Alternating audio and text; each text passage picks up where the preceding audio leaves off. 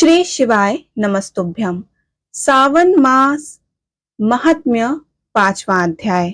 सावन मास में किए जाने वाले विभिन्न व्रत अनुष्ठान और रविवार व्रत के वर्णन में सुकर्मा द्विज की कथा।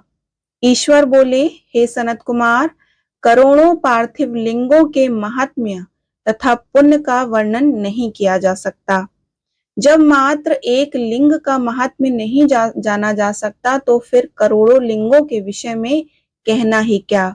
मनुष्य को चाहिए कि करोड़ लिंग निर्माण असमर्था में 1,00,000 लिंग बनाए या 1000 लिंग का 100 लिंग ही बनाए। यहाँ तक कि एक लिंग बनाने से भी मेरी सनिधि मिल जाती है। षडाक्षर मंत्र से 16 उपचारों के द्वारा भक्तिपूर्ण मन से भगवान शिव की पूजा करनी चाहिए। गृह यज्ञ के साथ उद्यापन करना चाहिए, उसके बाद होम करना चाहिए और ब्राह्मणों को भोजन कराना चाहिए। हे सनत कुमार, इस अनुष्ठान को करने वाले की अकाल मृत्यु नहीं होगी। यह व्रत बांझपन को दूर करने वाला, सभी विपत्तियों का नाश करने वाला तथा सभी संपत्तियों की वृद्धि करने वाला है।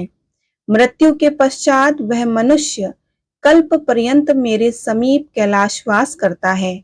जो मनुष्य सावन मास में पंचामृत से शिव जी का अभिषेक करता है, वह सदा पंचामृत का पान करने वाला, गोधन से संपन्न, अत्यंत मधुर भाषण बनने वाला हो जाता है।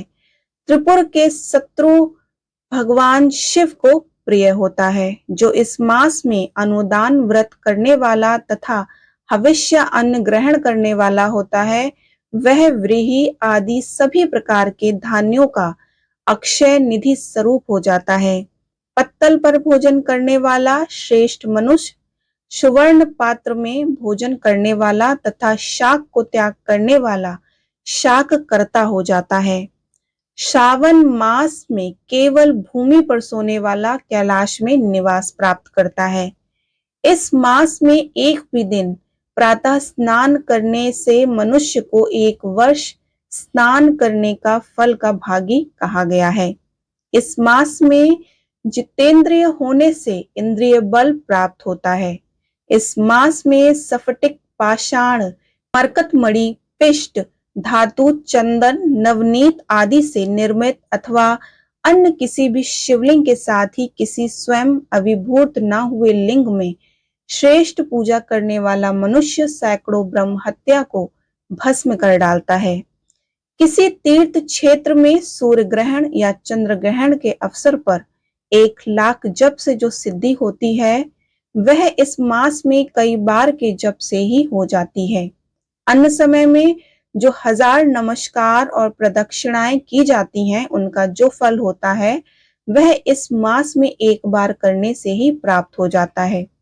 मुझको प्रिय ये सावन मास में वेद पारायण करने से सभी वेद मंत्रों की पूर्ण रूप से सिद्धि हो जाती है।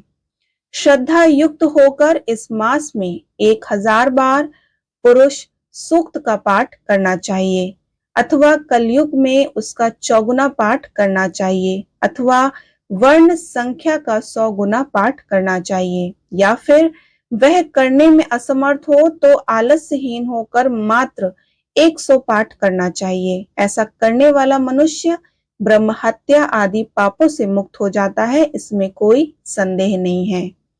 गुरु पत्नी के साथ संसर्गजन्य पाप के लिए यही महान प्रायश्चित है। इसके समान पुण्यप्रद, पवित्र तथा पाप नाशक कुछ भी नहीं। पुरुष सूक्त के जप के बिना इस मास में एक भी दिन व्यतीत नहीं करना चाहिए। जो मनुष्य इस फल को अर्थवाद कहता है, वो नरकगामी होता है। इस महीने में समिधा, चारू, तिल और घृत से गृह यज्ञ होम करना चाहिए। शिव के रूपों का भली भांति ध्यान आदि करके धूप, गंध, पुष्प, नैवेद्य आदि से पूजन करना चाहिए और अपने सामर्थ्य के अनुसार कोटि होम, लक्ष होम अथवा 10 सहस्त्र होम करना चाहिए। ओम भूः, ओम भुवः, ओम स्वाहा के साथ तिलों के द्वारा भी यह ग्रह यज्ञ नामक होम किया जाता है। हे सनत कुमार, इसके बाद मैं वारों के व्रतों का वर्णन करूंगा, आप सुनिए। हे अनग, उनमें सर्वप्रथम मैं आपको रविवार का व्रत बताऊंगा। इस संबंध में लोग एक प्राचीन इतिहास को कहते हैं। प्रतिष्ठानपुर में सुकर्मा नामक एक द्विज था। वह दरिद्र, कृपण तथा भिक्षावृत्ति में लगा रहता था। एक बार वह धान्य मांगने के लिए घूमते घूमते नगर में गया। उसने किसी एक गृहस्थ के घर में मिलकर रविवार का उत्तम व्रत करती हुई स्त्रियों को देखा। तब उसे देखकर वे स्त्रियां परस्पर कहने लगीं कि इस पूजा विधि को शीघ्रता पूर्वक छिपा लें। इस पर वह विप्र उन स्त्रियों से बोला कि हे श्रेष्ठ स्त्रियों, आप लोग इस व्रत को क्यों छिपा रही हैं? समान चित्त वाले सज्जनों के लिए परमार्थ ही स्वार्थ है। मैं दरिद्र तथा दुखी हूँ। इस श्रेष्ठ व्रत को सुनकर मैं भी इसे करूंगा। अतः आप लोग इस व्रत का विधान व फल अवश्य बताएं। स्त्रियां बोली कि हे द्विज, इस व्रत को करने से आप उन्माद तथा प्रमाद करेंगे अथवा भूल जाएंगे या इसके प्रति अभक्ति या अनास्था रखने लगेंगे। अतः आपको यह व्रत कैसे बताऊं? उनकी यह बात सुनकर उनमें से एक प्रौढ़ा स्त्री थी, वह उस ब्राह्मण से व्रत का विधि बताने लगी। हे ब्राह्मण, सावन मास के शुक्ल पक्ष के प्रथम रविवार को मौन होकर उठ करके शीतल जल से स्नान करें। इसके बाद अपना नित्य कर्म संपन्न करके एक शुभ दल पर रक्त चंदन से सूर्य के समान पूर्ण गोलाकार 12 परिधियों वाला सुंदर मंडल बनाएं। उस मंडल में रक्त चंदन से संज्ञा सहित सूर्य का पूजन करें। उसके बाद घुटनों के बल भूमि पर झुककर 12 मंडलों पर अलग अलग रक्त चंदन तथा जपा कुसुम से मिश्रित अर्घ श्रद्धा भक्ति पूर्वक सूर्य को विधिवत प्रदान करें और लाल अक्षत, जपा कुसुम तथा अन्य उपचारों से पूजन करें। इसके बाद मिश्री से युक्त नारिकेल के बीज का नैवेद्य अर्पित करके आदित्य मंत्रों से सूर्य की स्तुति करें और श्रेष्ठ 12 मंत्रों से 12 नमस्कार तथा प्रदक्षिणाएं करें। उसके बाद 6 तंतुओं से बनाए गए सूत्र में 6 ग्रंथियां बनाकर देवेश सूर्य को अर्पण करके उसे अपने गले में बांधें और पुनः 12 फलों से युक्त वायन ब्राह्मण को प्रदान करें।